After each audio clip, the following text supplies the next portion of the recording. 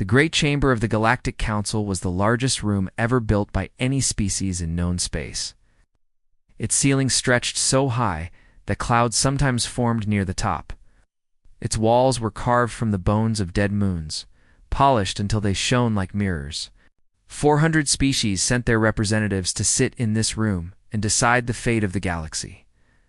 On this day, like so many days before, the chamber was full of noise. Gates argued and laughed and made deals in corners.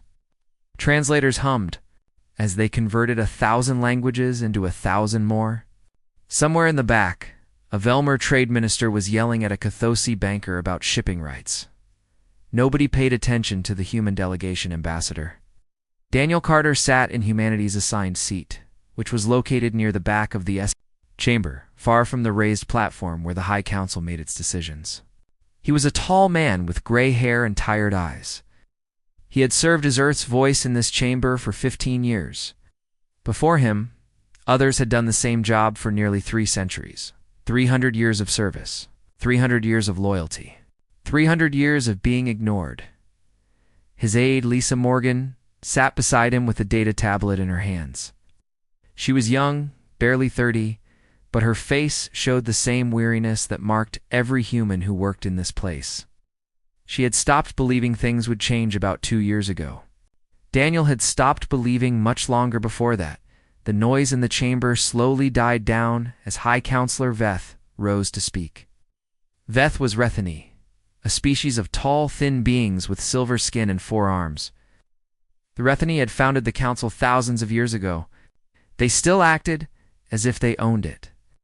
"We come now to the final matter of the day," Veth announced, his voice carrying easily through the vast space. "The human delegation has once again submitted a request for permanent membership on the High Council. As required by our laws, we will now vote on this request." Daniel stood slowly. He had given this speech 46 times before. He knew every word by heart. He also knew it would change nothing. "Honored representatives," he began, his voice calm and steady. "Humanity has served this council faithfully since we first made contact with galactic civilization. Our soldiers have fought and died in defense of council space. Our doctors have healed the sick on 100 worlds. Our engineers have built the stations and ships that keep your trade routes running. Our farmers have fed the hungry. Our teachers have educated the young." He paused and looked around the chamber. Most of the delegates were not even listening. Some were checking their personal devices. Others were whispering to their neighbors. A few were actually asleep. "We do not ask for special treatment," Daniel continued. "We ask only for a voice equal to our contributions. We ask for a seat at the table where decisions are made. We ask for the respect that 300 years of service has earned." He sat down. Lisa reached over and squeezed his hand briefly. High Counselor Veth nodded without interest. "Thank you, Ambassador. The council will now vote." The voting was quick. It was always quick. The Rethani voted no. Velmer voted no. The Cathosi abstained, as they always did. Species after species rejected humanity's request, most without even looking up from their devices. When it was over, Veth announced the results with barely hidden satisfaction. "The request is denied. Humanity does not meet the requirements for High Council membership at this time." 47 rejections. 47 times humanity had asked for simple recognition, and 47 times they had been told no. Daniel stood once more. Lisa stood with him. Around the chamber, a few delegates looked up, expecting the usual protests, the usual arguments, the usual emotional display that humans were known for.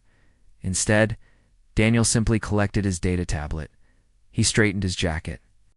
He looked at High Counselor Veth and nodded once, very slightly. "We understand," he said. His voice was so quiet that the translators almost missed it. There was no anger in his words, no bitterness, no pain. Just 2 simple words spoken with absolute calm. Then he turned and walked toward the exit. Lisa followed him without a word. Their footsteps echoed in the sudden silence of the chamber. Every eye watched them go, waiting for something more, waiting for the explosion that never came. At the great doors of the chamber, Daniel paused. He did not turn around. He did not look back at the delegates who had dismissed his people for 3 centuries. He simply stood there for a moment, his hand on the ancient wood, and then he walked through. The doors closed behind him. In the chamber, High Counselor Veth laughed nervously. Well, he said that was rather anticlimactic. Expected more drama from the humans. The Velmer delegate made a clicking sound that served as agreement among his species. They will recover. Give them a century or two, and they will be back. They always come back. Indeed, Veth said, settling back into his chair. Humans are emotional creatures, but they are not stupid. They need us. They need access to our markets, our technology, our protection. Where else would they go? Several delegates laughed at this. The idea of humanity surviving without the Council was amusing to them. Humans were useful, yes. They worked hard and complained little. But they were young, barely out of their caves by galactic standards. They needed the guidance of older, wiser species. The Council moved on to other business. Trade agreements were discussed. Territorial disputes were mediated. The normal work of governing a galaxy continued without pause. Nobody noticed that the human embassy had already begun packing outside the council chamber. In the human section of the great station, Lisa finally spoke. What happens now? Daniel was walking faster than usual. His face was still calm, but there was something in his eyes that Lisa had never seen before. It was not anger. It was something deeper and quieter than anger. Now we go home, he said, and then Daniel stopped walking. He turned to face his young aide, and for a moment the mask slipped. Lisa saw the weight of 300 years of insults pressing down on him. She saw the memory of every human who had died fighting council wars and been forgotten. She saw the faces of doctors and engineers and teachers who had given everything and received nothing in return. Then we stop, Daniel said softly. We stop giving. We stop asking. We stop hoping they will see us as equals. We gave them 3 centuries of our best, Lisa, our blood, our sweat, our genius, our compassion. And they gave us a seat in the back row and 47 rejections. He started walking again, faster now. Behind them, through the station's great windows, the lights of the council chamber continued to shine. No more, Daniel said. No more wars fought for people who do not remember our dead. Ow. No more medicines shared with those who call us primitive. No more machines built for those who think us beneath them. If they cannot see our worth after 300 years, they never will. And we are done trying to show them. Lisa hurried to keep up. Will they let us leave? Daniel smiled, but there was no warmth in it. They will not even notice until it is far too late. He was right. In the weeks that followed the vote, the Galactic Council expected noise. They expected protests and angry speeches. They expected human diplomats shouting in the halls and human activists making trouble in the streets. They expected demands and threats and all the emotional drama that humans were famous for. Instead, they got silence. The first sign that something was different came from the trading posts. Human merchant ships arrived as scheduled, delivered their cargo, collected their payments, and left. When station managers tried to negotiate new contracts, the human captains smiled politely and said they were not authorized to make new agreements at this time. They promised to pass along any requests to the appropriate offices back home. No new contracts were signed. Requests were never answered. On the colony world of Tessak 7, a young Rathani administrator named Myra watched the last human supply ship rise into the sky. The humans had been running the colony's water purification systems for 60 years. They had built the machines, trained the operators, and maintained everything with quiet efficiency. The colonists had grown so used to clean water that they had forgotten it was humans who provided it. When will the replacement engineers arrive? Mira asked her aide. The aide checked his communications device. There is no message from the council. No replacement team has been assigned. Myra felt the first cold touch of fear. Contact the human embassy. Ask them to extend the maintenance contract. I tried, Administrator. Their communication systems are automated now.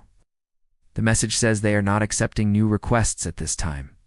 Similar scenes played out across council space in those first weeks. Changes were small at first, easy to ignore or explain away. A hospital on Velmer Prime found that its humanized surgical machines had stopped working. The human technicians who maintained them had already left. Their contracts fulfilled to the letter, but not renewed. A research station, on the edge of known space went dark when its human power cores finally failed. No replacement cores were coming. No human engineers responded to emergency calls. Trade routes that had operated smoothly for generations began to break down. Human freighters had been the backbone of galactic commerce, willing to travel dangerous routes that other species avoided. Without them, goods piled up in warehouses. Prices began to rise. Shortages appeared in markets that had never known want. And still, no human said anything. Trade Minister Kevin Brooks became the face of humanity's withdrawal, though he never called it that. He sat in his small office on a neutral station and answered every council inquiry with perfect politeness. Yes, humanity appreciated the council's past cooperation. No, humans would not be renewing their mining agreements. Yes, the decision was final. No, there was nothing to discuss. He never raised his voice. He never showed anger. He simply said no, again and again. With a smile that never reached his eyes, High Counselor Veth summoned Kevin to explain humanity's behavior. The human trade minister arrived exactly on time, dressed in a simple gray suit, his hands folded calmly in his lap. "This is unacceptable," Veth declared. "Humanity has obligations to the council. You cannot simply abandon your posts and walk away." Kevin nodded thoughtfully. "I understand your concern, High Counselor. However, all human personnel completed their contractual obligations before departing. We have fulfilled every agreement we made. We have broken no laws. The spirit of cooperation demands more than mere contract fulfillment," Veth snapped. "Does it?" Kevin asked, and something flickered in his eyes. "Humanity has given the Council 3 centuries of cooperation. We have bled for you. We have built for you. We have healed your sick and fed your hungry and taught your children. We ask for nothing in return except recognition. 47 times we asked, and 47 times you refused." He stood, still smiling that empty smile. "The spirit of cooperation, High Counselor, must flow in both directions. We have decided to focus on internal development for the time being. We wish the Council every success in its future endeavors." Then he left, and there was nothing Veth could do to stop him. The Council sent ships to human space. They found the borders closed, not with weapons or threats, but with polite refusal. Automated systems intercepted every vessel and broadcast the same message in perfect, friendly tones. "We are not accepting visitors at this time. Thank you for your understanding. Please have a safe journey home." No warnings. No hostility. Just a door quietly closed. On Tessex 7, Mira worked day and night to keep the water systems running. She was not an engineer. She did not understand the human machines. But she found old manuals and taught herself the basics. She kept her colony alive through sheer determination. Most administrators did not try as hard. Most simply sent angry messages to the Council demanding solutions. The Council had no solutions. The Council had never needed solutions before. The humans had always been there to fix things. By the end of the first year, the galactic economy had contracted by 15%. Worlds that had depended on human doctors were facing medical crises. Stations that had relied on human engineers were falling apart. Trade networks that had run on human efficiency were grinding to a halt. The Council held emergency sessions. Blame was assigned. Accusations flew. The Velmer delegation claimed the Rathani had driven the humans away with their arrogance. The Rathani claimed the Cathosi should have supported humanity's request. The Cathosi said nothing, as they always did. Nobody apologized. Nobody admitted fault. Nobody even suggested that perhaps the humans had been right to feel insulted. Instead, they focused on solutions. They would train their own engineers. They would build their own trade fleets. They would develop their own medical technology. They did not need the humans. They had never needed the humans. The lies were comforting. But the numbers did not support them. A Rathani analyst named Voss prepared a report for the High Council. He had spent months studying humanity's role in galactic civilization, tracking every contribution, every sacrifice, every gift that had been given and taken for granted. His findings were disturbing. Human. Technology powered 40% of all council infrastructure. Human medicines treated diseases that no other species had ever cured. Human ships carried 60% of all trade goods. Human soldiers made up the largest portion of the Council's defense forces, and all of it was gone. They wove themselves into everything, Voss explained to the stunned Council. Quietly, without fanfare, without demanding credit. They simply saw problems and fixed them. They saw needs and filled them. They became essential, and we never noticed because we were too busy looking down on them. High Counselor Veth dismissed the report. This is exaggeration. We survived before the humans, and we will survive without them. But his voice held less certainty than his words. And in the halls of the council, delegates whispered to each other in worried tones. What if the humans never came back? On the far side of the galaxy, in a small house on a green hill, Daniel Carter sat on his porch and watched the sunset. He had retired from diplomatic service. He had no more speeches to give, no more requests to make, no more rejections to accept. For the first time in 15 years, he felt at peace. His communicator chimed. A message from Earth's government. The council had sent another delegation requesting talks. Daniel deleted the message without reading it. He had given them 300 years of words. Now he would give them silence. 5 years passed, and the Galactic Council learned what it meant to be alone. The first species to collapse was the Vorathi. They were a small people, gentle and kind, who had never been warriors or builders. For 2 centuries, human doctors had managed a genetic disease that would have wiped out their entire population. When the doctors left, the Vorathi had no one to turn to. The Rithani medicine was too expensive. The Velmer did not care. The Cathosi offered prayers, but nothing practical. Within 3 years, the Vorathi were extinct. The council held a memorial service. Many speeches were given about tragedy and loss. Nobody mentioned that human scientists had begged for funding to develop a permanent cure, and the council had refused because the Vorathi were not important enough to justify the expense. The economy continued to crumble. Trade routes that once moved goods across the galaxy now sat empty. Human freighters had been willing to travel through dangerous regions that other species avoided. Without them, entire sectors were cut off from commerce. Planets that had imported food now faced starvation. Worlds that had exported minerals now sat on worthless mountains of ore. With no way to sell it, the Velmer homeworld was hit hardest. Their agricultural systems had been designed and maintained by human engineers. When the systems began to fail, Velmer farmers did not know how to fix them. They sent desperate requests to the council for help. The council sent committees to study the problem. The committees produced reports. The reports gathered dust while crops withered in the fields. Famine swept across Velmer Prime. Millions died in the first year alone. High Counselor Veth blamed the humans, of course. In speech after speech, he called them selfish and cruel. He accused them of abandoning their responsibilities. He demanded that the council take action to force humanity back into its proper place. But there was nothing to force. Human space was closed and quiet. Human ships stayed behind their borders. Human voices were silent on all channels. They had not attacked anyone. They had not threatened anyone. They had simply stopped helping. And somehow that was worse than any war. On a neutral station at the edge of human space, a small embassy remained open. It was staffed by a single ambassador named Amy Sullivan, a woman with short gray hair and calm brown eyes. She was the only human most council species ever saw anymore. Amy answered every inquiry with the same patient words. Humanity was focusing on internal development.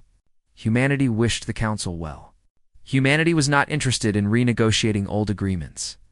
When delegates grew angry and shouted at her, she simply waited for them to finish and then repeated her message in exactly the same tone when they threatened consequences. She smiled sadly and asked what consequences they had in mind. Nobody could answer that question. The council had no leverage over a species that wanted nothing from them. Counselor Mira had risen high in those 5 years. Her work on Tessac 7 had saved her colony when others fell into chaos. Her willingness to learn from human technology instead of dismissing it had made her valuable. Now she sat on the High Council itself, the youngest Rathani to ever hold such a position. She was also the only one willing to speak the truth. "We made a mistake," she told the council in her first major speech. "Not a small mistake. Not an understandable error. A profound and terrible mistake that has cost us everything we took for granted." The chamber was silent. Other counselors shifted uncomfortably in their seats. "We had humanity's loyalty for 300 years, Mira continued. "We had their genius, their compassion, their endless willingness to help. They asked for one thing in return: recognition, a seat at this table, an acknowledgement that they mattered. And we refused them 47 times. High Counselor Veth started to interrupt, but Mira kept speaking. "I've studied humanity. I have read their history, learned their languages, tried to understand how they think. What I found should terrify all of us." She paused and looked around the chamber. "Humans do not forget." She activated a display showing centuries of records. Every vote against humanity. Every insult from council delegates. Every time a human request had been denied or ignored or laughed at. "They remember everything," Mira said. "They simply choose not to speak of it. They work, and they wait, and they hope that things will change. They give chance after chance after chance, far more than any other species would. But when they finally decide that enough is enough, they do not threaten or demand or rage." She lowered her voice. "They simply leave, and they do not come back." The chamber remained silent. Right now, on the other side of the galaxy, humanity is building something new. They call it the Human Cooperative. Several species have joined them. Smaller peoples that we dismissed and marginalized just as we dismissed the humans. Together, they are creating their own trade networks, their own infrastructure, their own future. She brought up images of human space, new stations being built, new ships being launched, new worlds being settled. Activity and growth and progress, all of it happening without the Council's permission or involvement. "They do not need us anymore," Mira said quietly. "Perhaps they never did. We were simply too arrogant to notice." High Counselor Veth finally found his voice. "This is defeatist talk. The humans are a young species playing at independence. When they face a real crisis, they will come crawling back to us." "Will they?" Mira asked. "Their technology has advanced by centuries in just 5 years. Their population is growing faster than ours. Their military is expanding while ours shrinks. And every species that joins their cooperative becomes stronger, not weaker." She stepped down from the speaking platform and walked toward the door. Before leaving, she turned back to face the council one last time. "I came here hoping to convince you to change course, to apologize, to make amends before it is too late. But I see now that was foolish of me. This council does not apologize. This council does not admit mistakes. This council will continue to blame the humans for walking away rather than asking why they felt they had to." She shook her head sadly. "And so we will continue to fall, and they will continue to rise. And someday historians will look back at this moment and wonder how we could have been so blind." The door closed behind her. The council immediately began arguing about her insolence, her youth, her naivety. Nobody addressed the substance of what she had said. Far away, in the growing territories of the Human Cooperative, Ambassador Daniel Carter received a message from Amy Sullivan. She reported on Counselor Mira's speech on the Council's reaction, on the continuing decline of everything the old order had built. Daniel read the message twice, then set it aside. He walked to his window and looked out at the stars. Somewhere out there, the species that had dismissed his people for 3 centuries were finally understanding what they had lost. It brought him no joy. Humanity had not left to punish anyone. They had left because staying had become too painful. But understanding came too late for the council. It always did. Daniel turned away from the window and went to help his granddaughter with her homework. The future belonged to the young now. He had done his part. The silence continued. 20 years after Ambassador Daniel Carter walked out of the council chamber, the Galactic Council finally did what it should have done centuries before. It asked humanity to come back. The invitation was formal and official.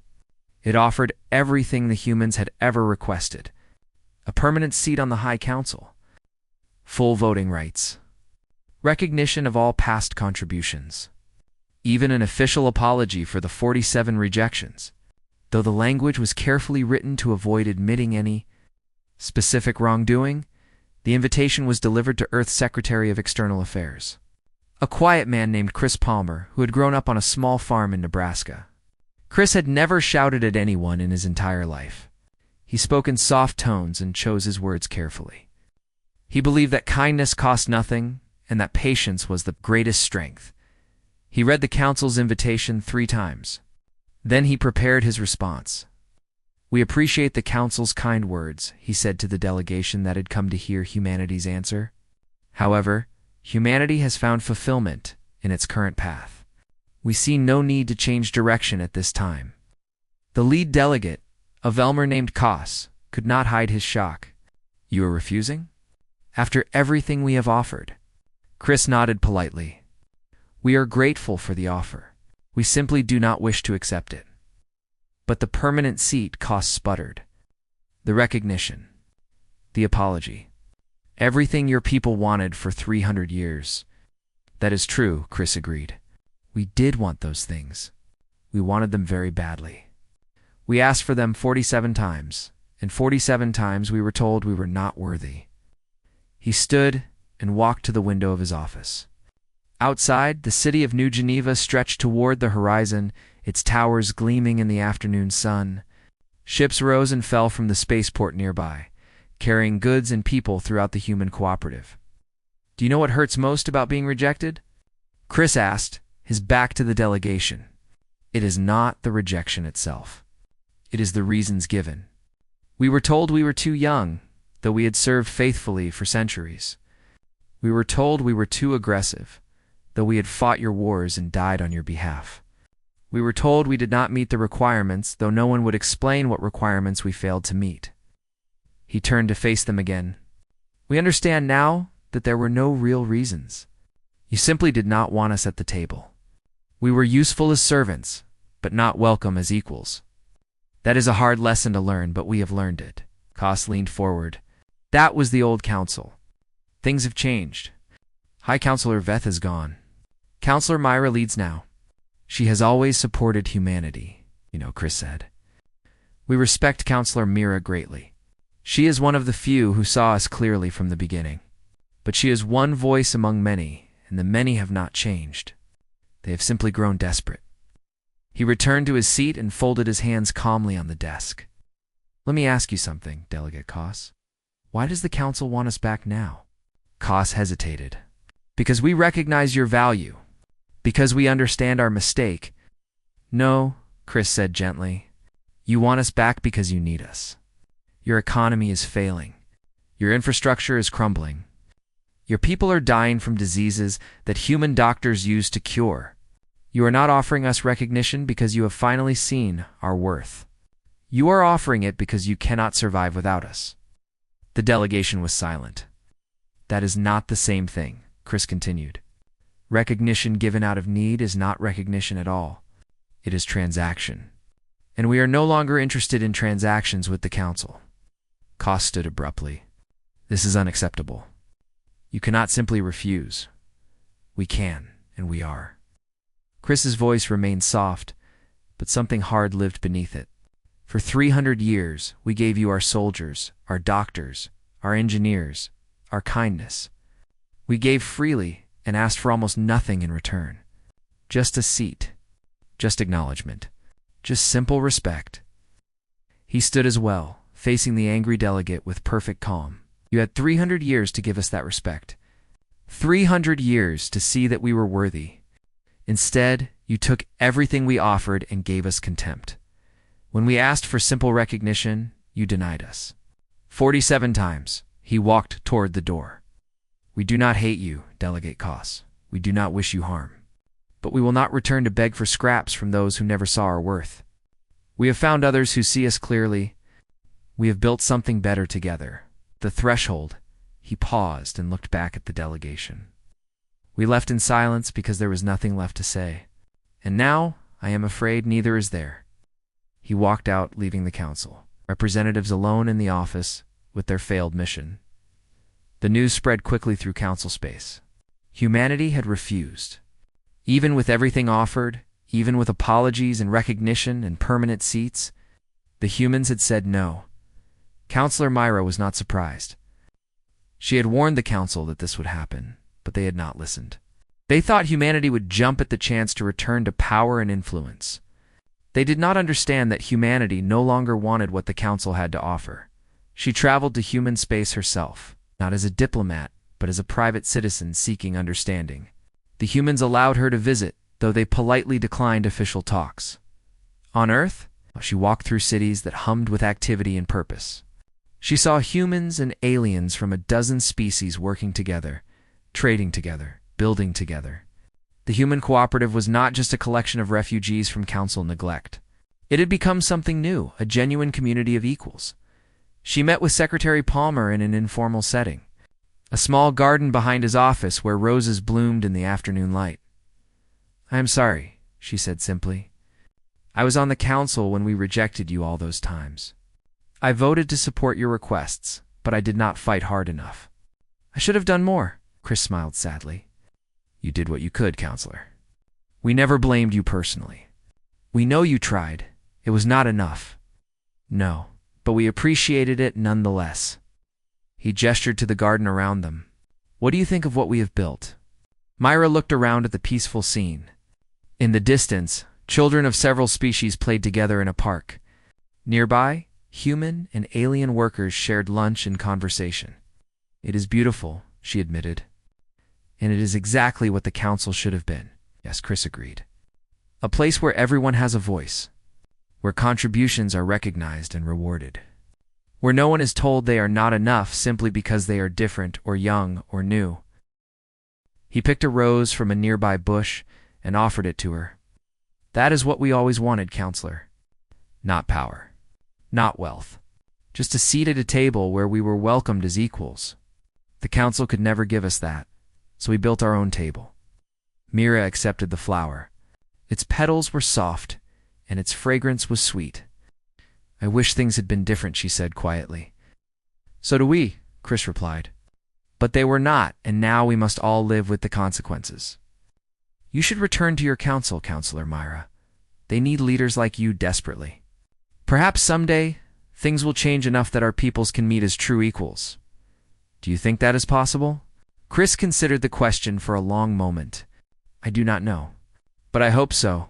Despite everything, humanity has never stopped hoping." Myra left Earth the next day.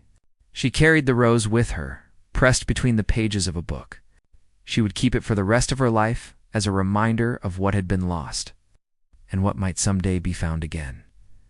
Behind her, humanity continued building its future. The silence that had begun 20 years ago stretched on, but it was no longer an empty silence. It was the silence of people who had finally found peace. 50 years had passed since Ambassador Daniel Carter walked out of the council chamber. In that time, everything had changed. The Galactic Council existed now only in name. Its grand chamber still stood, but the clouds that once formed near its ceiling now gathered above empty seats. Of the 400 species that had once sent representatives, fewer than 50 remained. The rest had collapsed, joined the human cooperative, or simply faded away into history. The Rahani, once the proud founders of galactic civilization, had retreated to their homeworld and closed their borders. Their silver cities were crumbling. Their population was shrinking. The species that had called humanity too young was now facing extinction within a few generations. The Velmer had split into factions that fought endless wars over shrinking resources. Their homeworld was a wasteland of bombed cities and failed crops. The clicking sounds of their language were heard less and less each year. The Cathosi, who had always abstained from decisions about humanity, had finally made a choice. They had joined the human cooperative, bringing their ancient wisdom to a civilization that actually wanted to hear it. Meanwhile, the human cooperative had grown beyond anything its founders had imagined. Over 100 species now called themselves members. Together, they had built trade routes that stretched across the galaxy. They had developed technologies that the old council could only dream of. They had created a civilization based on one simple idea: everyone at the table deserved a voice. On a spring morning, 50 years after the last rejection, an ancient Rithani named Mira made a journey she had been planning for a long time. She was old now, older than any Rithani had been in centuries. Her silver skin had faded to gray, and her forearms moved slowly and painfully. But her mind was still sharp, and her heart still remembered. She traveled to Earth alone. The first council member to set foot there in decades, the humans allowed her to land. They even sent someone to meet her at the spaceport. A young woman named Grace, whose great-grandfather had served in the last human embassy to the council. Grace had dark hair and kind eyes, and she moved with the easy confidence of someone who had never known rejection. "But why did you come?" Grace asked as they walked through the green hills outside New Geneva. Mira was quiet for a moment, watching the children playing in the distance. Human children and alien children, running together without care, without boundaries. Without the weight of history on their small shoulders. "We see what we threw away," she admitted finally. "To understand our mistake with my own eyes before I die?" Grace nodded slowly. She did not seem surprised by the answer. They walked in silence for a while, following a path that wound through fields of wildflowers. The sun was warm, and the air smelled of growing things.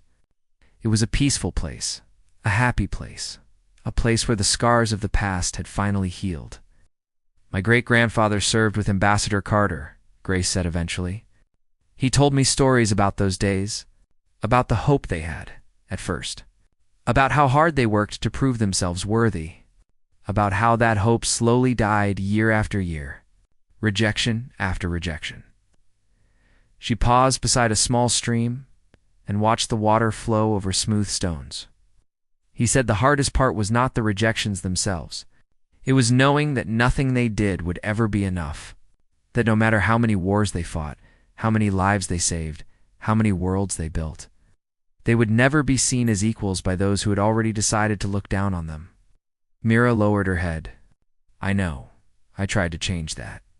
I failed. You tried harder than most.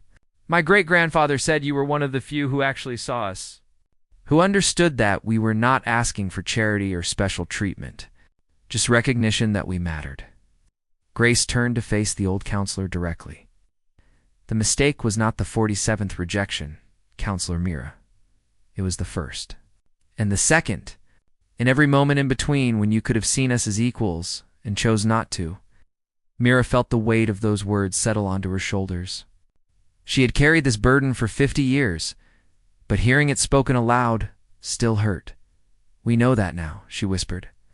"Yes, but now is 50 years too late." Grace's voice held no anger. That was what struck Mira most. There was no bitterness, no desire for revenge, no satisfaction in the council's fall. There was only a deep and weary sadness, the kind that came from wounds that had healed, but never fully forgotten. "Gave you everything we had," Grace continued. "Our best and brightest. Our soldiers and doctors and engineers, our compassion, our hope. We asked for so little in return. Just a seat at your table.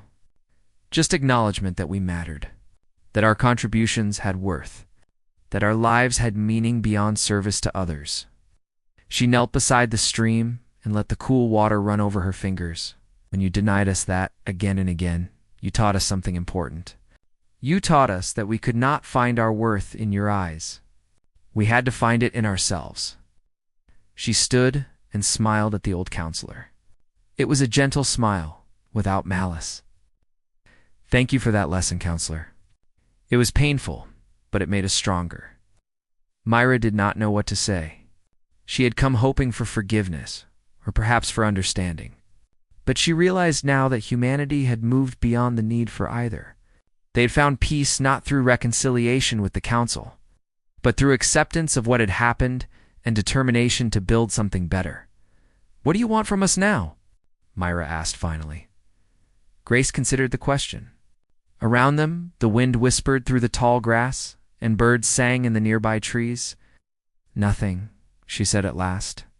We wanted nothing then except to be seen, to be recognized as equals, to have a voice in the civilization we had helped build.